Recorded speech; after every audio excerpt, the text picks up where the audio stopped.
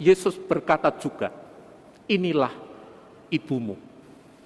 Dan itu berarti menyatakan, hei anak-anakku yang terkasih, datanglah kepada ibumu yang senantiasa akan ada untuk kamu.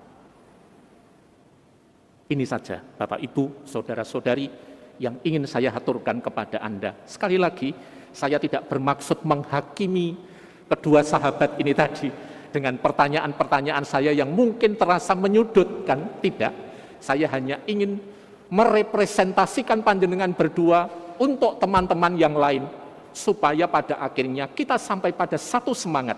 Mari kita nyatakan komitmen kita, kesungguhan hati kita untuk melayani gereja katedral ini.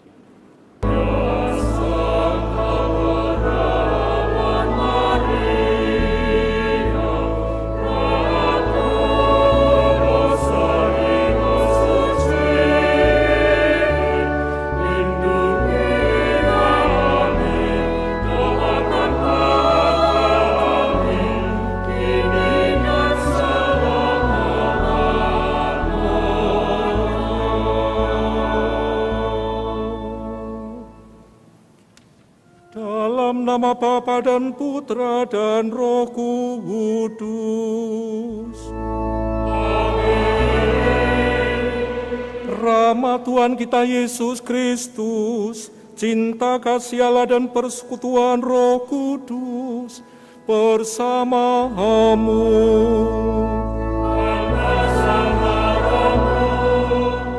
Romo Vikjen, Romo Edi Purwanto, para Romo, Frater, Suster, Buder, Ibu Bapak, Saudari-saudara, rekan-rekan muda, anak-anak yang dikasihi Tuhan, selamat malam berkah dalem. Selamat malam berkah dalem. Malam hari ini menjadi hari yang istimewa bagi kita semua, khususnya umat Paroki Katedral Semarang, karena merayakan hari ulang tahun paroki yang ke-93 dan pesta pelindung paroki Gereja Katedral berlindung pada Santa Perawan Maria, Bunda Ratu Rosario Suci.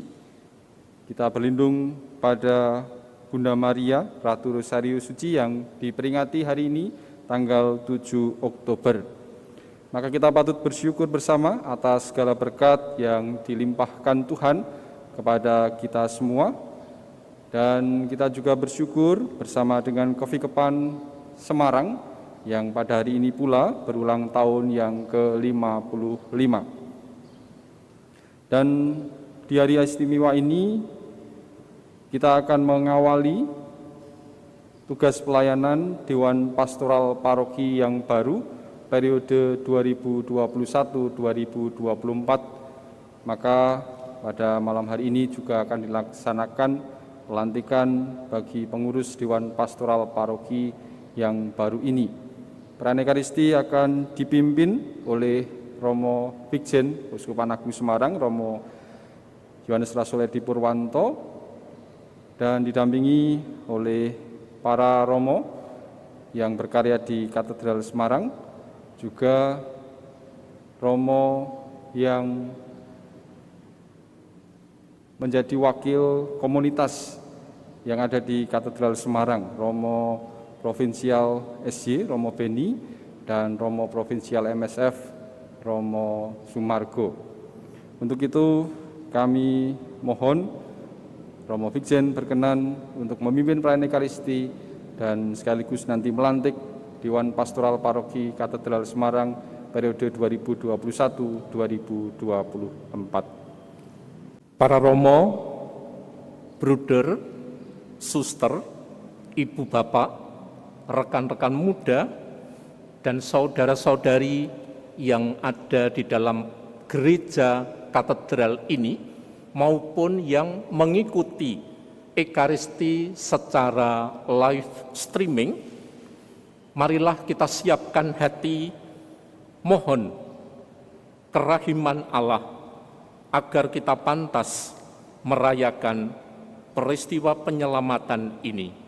Kita nyatakan sesal dan tobat kita. Tuhan, kasihanilah kami. Sebab kami telah berdosa terhadap Engkau, Tunjukkanlah belas kasihan-Mu kepada kami, Tuhan. dan anugerahkanlah keselamatan-Mu kepada kami. Semoga Allah yang Maha Kuasa mengasihani kita, mengampuni dosa-dosa kita, dan menghantar kita ke hidup yang kekal.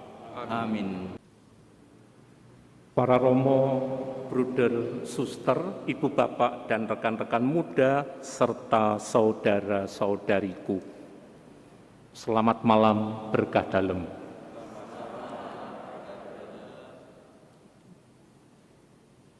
Orang yang menyatakan bahwa sesuatu itu milikku atau kepunyaanku, semestinya dia juga akan berjuang mati-matian untuk memegang erat-erat apabila ada tanda-tanda bahwa miliknya itu akan direbut oleh orang lain.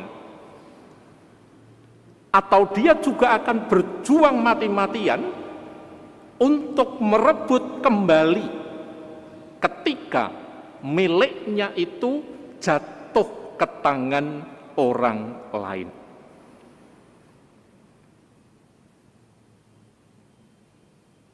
Ini adalah tesis pembuka. Yang mau saya katakan adalah ini. Kepada kita, petang hari ini diberikan sebuah rumusan tema. Hidupku, keluargaku, gerejaku berbuah dalam kasih Kristus.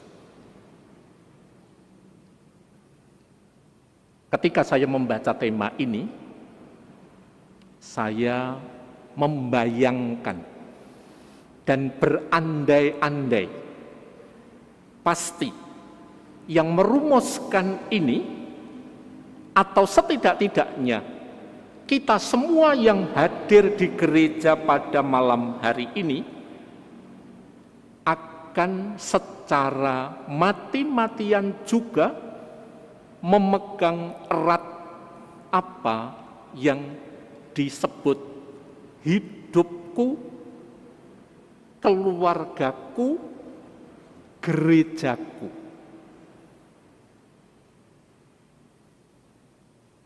Maka pertanyaan singkatnya, sungguhkah atau betulkah kita akan memegang erat hidupku, keluargaku, dan gerejaku? Pertanyaan ini pertama-tama saya minta untuk dijawab oleh para pastor paroki katedral. Dan pertanyaannya saya rumuskan secara sedikit berbeda. Sungguhkah para romo akan all out menggembalakan dan melayani umat paroki katedral ini? Dan apa yang masih akan para romo perjuangkan di waktu-waktu ke depan tanpa harus kembali kepada hal-hal yang sudah kita kerjakan, agar kita jangan jatuh kepada pelayanan yang itu saja, atau bahkan orang mengatakannya business as usual. Siapa mau mewakili? Tidak harus pastor paroki,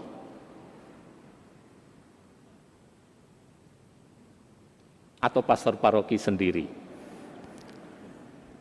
Wah, diuji.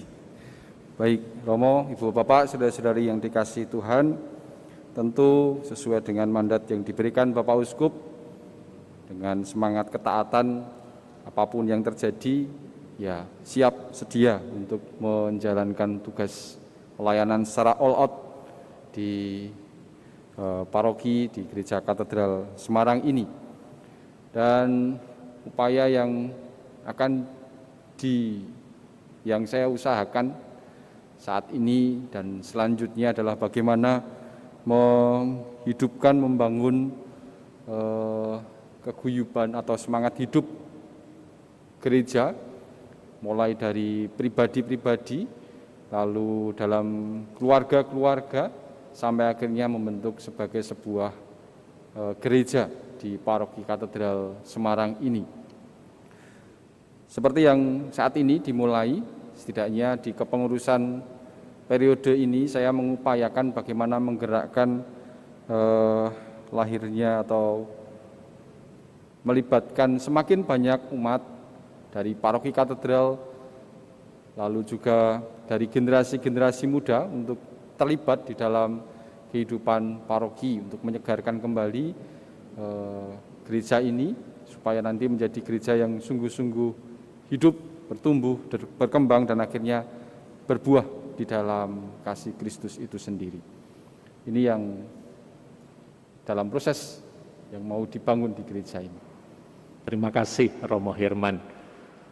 Akan membangun gereja yang ditopang oleh pengurus Dewan Pastoral yang melibatkan semakin banyak umat katedral ini sendiri dan utamanya orang-orang muda. Sekarang saya mau bertanya, dari pengurus Dewan Pastoral baru yang akan dilantik ini Romo, berapa persen yang usianya ada di bawah 35 tahun? Ini agak susah ini. Ya, memang gereja katedral menjadi gereja yang senior, apalagi berada di pusat kota. Untuk mencari orang-orang muda itu tidak mudah karena kecenderungan setelah selesai sekolah, kuliah, lalu mereka bekerja di luar tempat atau tinggal lebih ke daerah suburban kota Semarang. Saya memperkirakan, saya belum mengecek secara lengkap, tetapi paling tidak sekitar berapa? 40% itu orang muda di bawah 35 tahun. 40%? Ya. Di bawah 35 tahun? Ya. Tapi saya membatasi paling tidak dari yang akan dilantik ini usianya di bawah 60 tahun. Ini ngelesnya di sini nih Romo. Paling tidak usianya di bawah 60 tahun. Ini persis cara menghindar dari pertanyaan yang sesungguhnya, yaitu berapa yang di bawah 35 tahun. Ini pinternya generasi muda itu di sini. Ngeles. Romo Didik punya data? Romo Didik juga tidak punya data. Litbang punya data? Litbang sulit berkembang.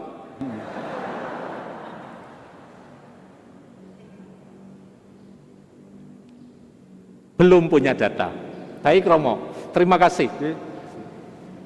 Setidak-tidaknya Romo Didik mempunyai visi untuk melibatkan semakin banyak umat katedral sendiri dan semakin banyak menghadirkan generasi muda.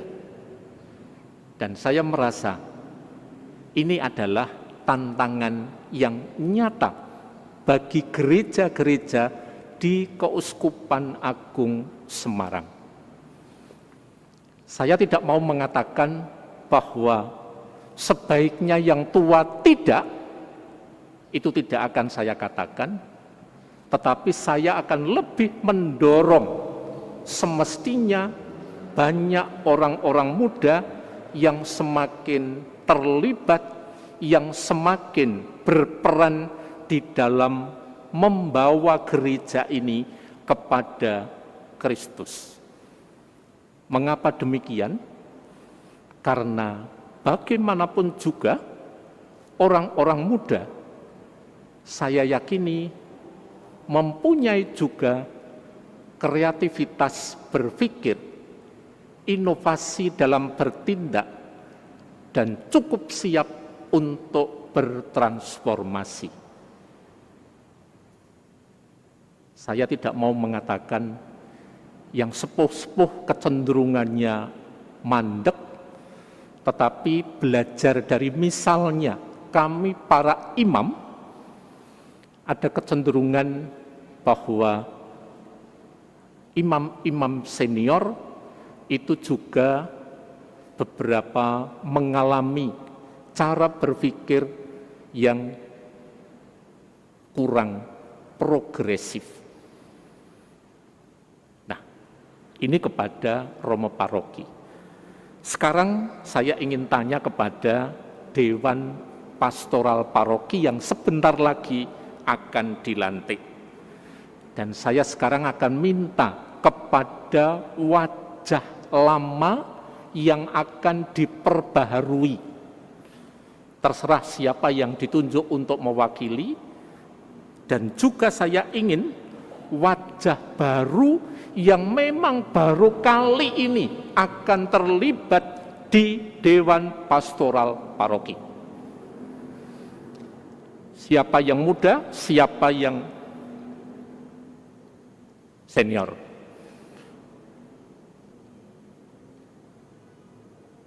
Ayo, sopo? Ora sahiren? Boten sahiren. Maju.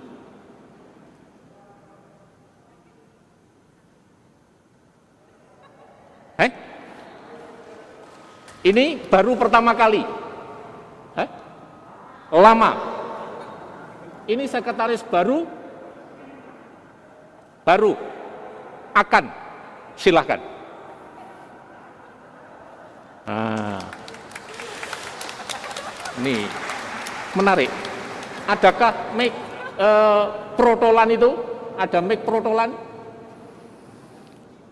Pertanyaannya begini, pertanyaan saya begini, untuk yang wajah lama itu. Apa yang masih akan Anda lakukan atau Anda buat untuk suatu pembaharuan belajar dari pengalamanmu ketika pada periode lalu sudah menjadi pengurus dewan?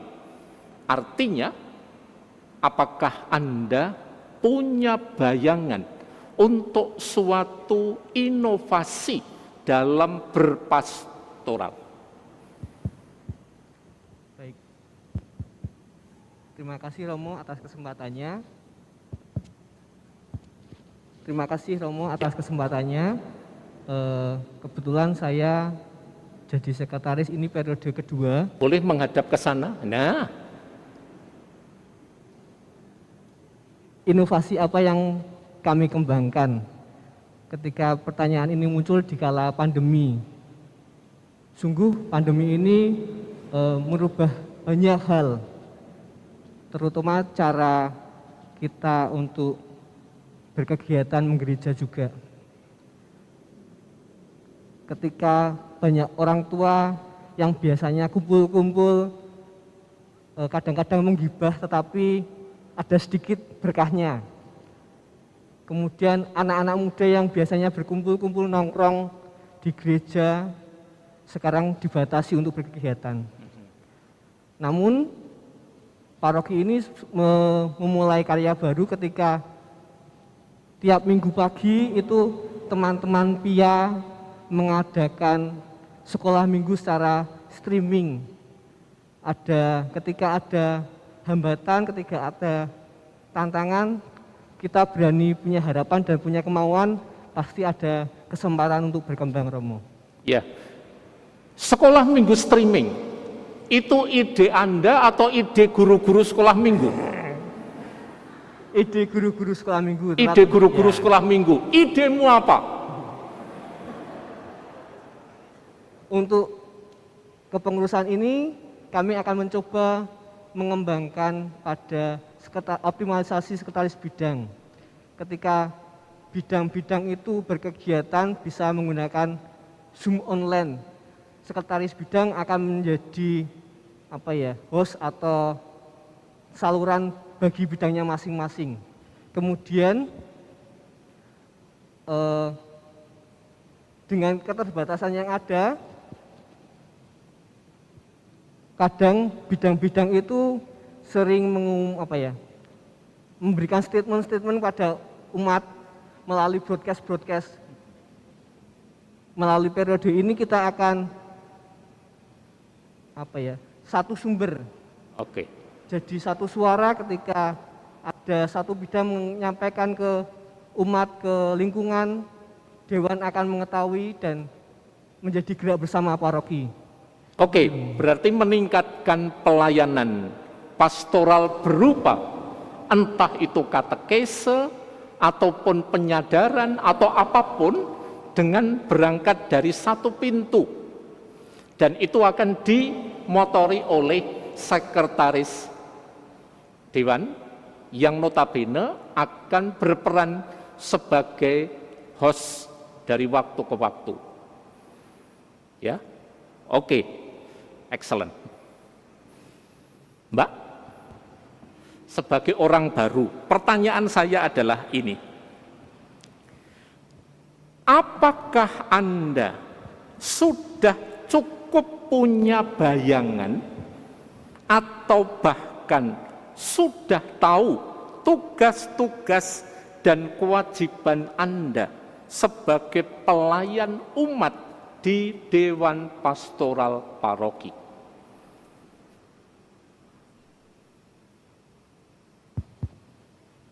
Atas pertanyaannya, Romo. Tidak masuk, Mekmo. Cek ya. Terima kasih atas pertanyaannya, Romo. Saya kebetulan baru di dalam pelayanan di Dewan Pastoral ini. Untuk pembekalan sendiri, untuk yang teknisnya saya belum diberikan penjelasan secara khusus, cuman untuk gambarannya saya sudah sedikit mengerti dari Mas Hesto, senior saya, seperti itu. Nah, apa yang akan Anda perjuangkan dalam pelayanan bagi umat?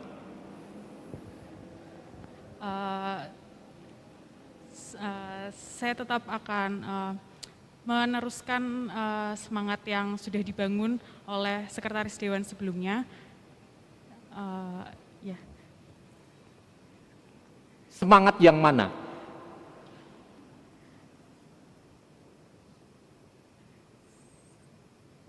Semangat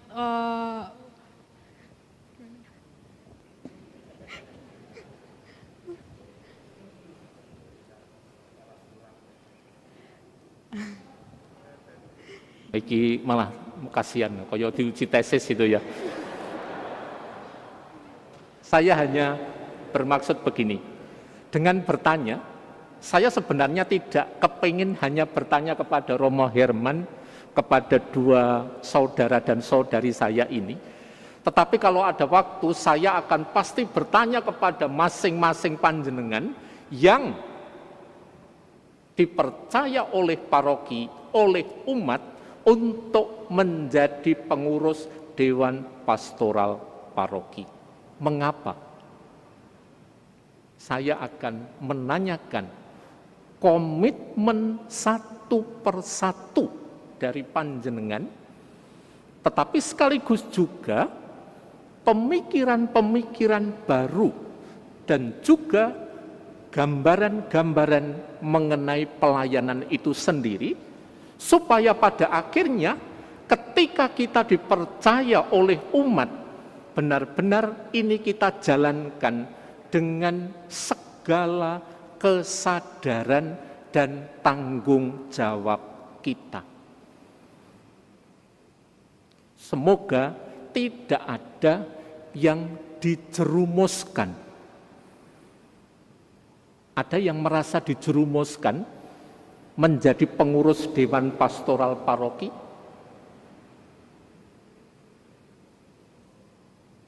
Terima kasih, tidak ada. Matur nuwun Mas, Mbak. Nah, Bapak Ibu, saudara-saudari, sedikit agak panjang saya memang berhomili malam hari ini. Homili saya selingi dengan bertanya seperti ini, memang membutuhkan waktu cukup.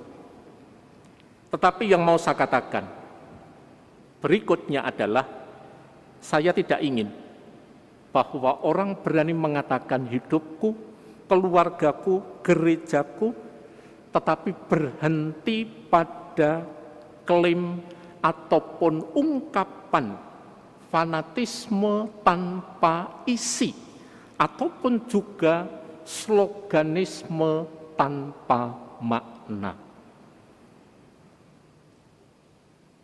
Tetapi semoga dengan mengatakan hidupku, keluargaku, gerejaku, benar-benar Anda sedang menegaskan komitmen Anda untuk menjadi pelayan-pelayan umat yang bertanggung jawab dengan penuh kesadaran dan keikhlasan. Itu yang ingin saya sampaikan.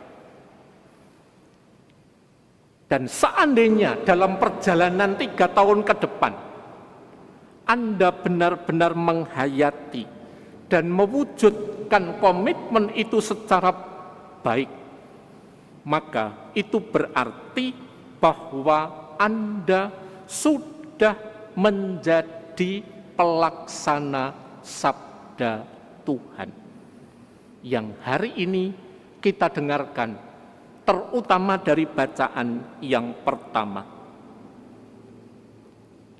Diceritakan dalam bacaan pertama bahwa kebersamaan para rasul dan perempuan-perempuan yang ada di sana itu menyatakan bahwa kelompok para rasul bukanlah satu-satunya kelompok yang sedang menantikan Roh Kudus.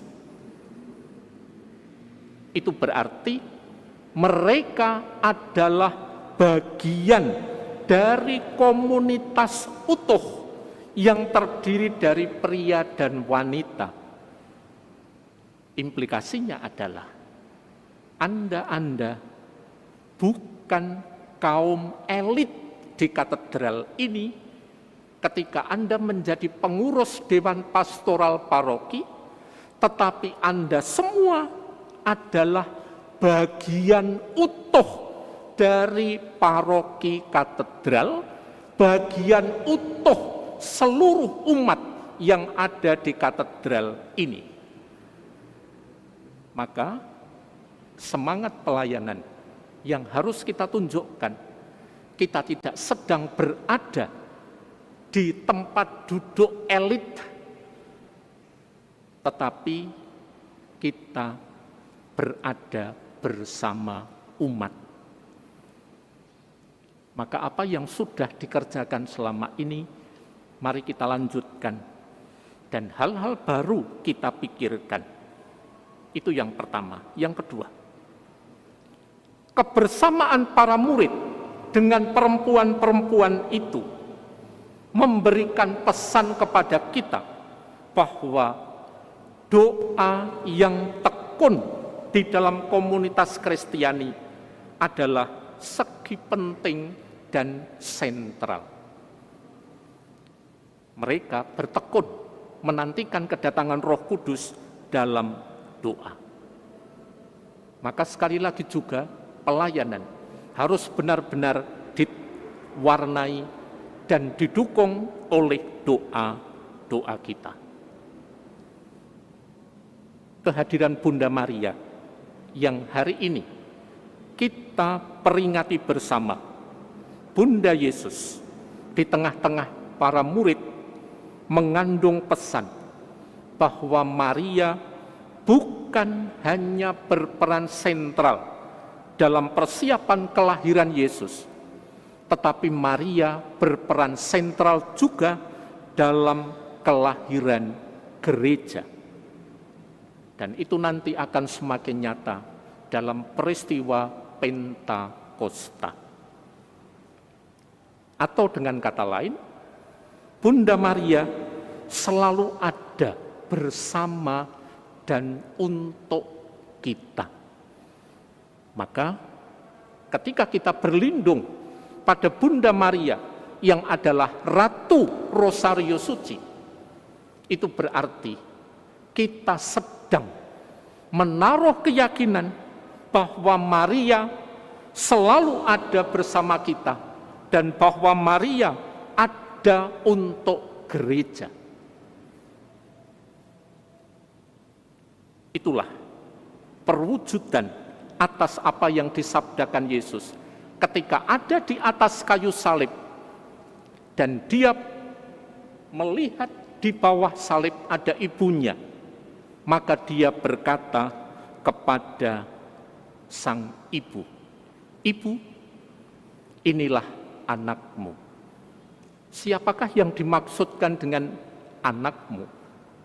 Adalah murid yang dikasihi Yesus.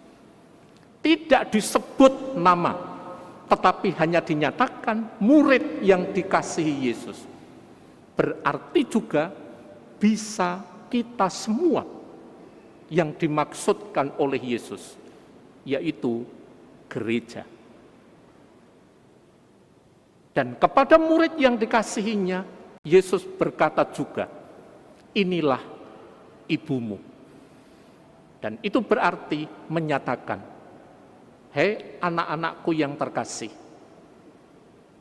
datanglah kepada ibumu yang senantiasa akan ada untuk kamu." Ini saja Bapak Ibu, Saudara-saudari yang ingin saya haturkan kepada Anda. Sekali lagi, saya tidak bermaksud menghakimi kedua sahabat ini tadi dengan pertanyaan-pertanyaan saya yang mungkin terasa menyudutkan. Tidak, saya hanya ingin merepresentasikan panjenengan berdua untuk teman-teman yang lain, supaya pada akhirnya kita sampai pada satu semangat. Mari kita nyatakan komitmen kita, kesungguhan hati kita untuk melayani gereja katedral ini. Mari kita mohon berkat Tuhan mengakhiri perayaan Ekaristi ini, dan nanti setelah berkat masih ada 1-2 seremoni untuk kita.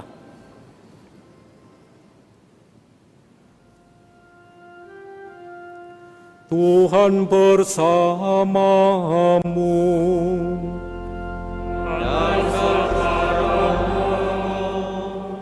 Semoga Allah yang Maha Kuasa memberkati saudara sekalian, Bapa dan Putra dan Roh Kudus.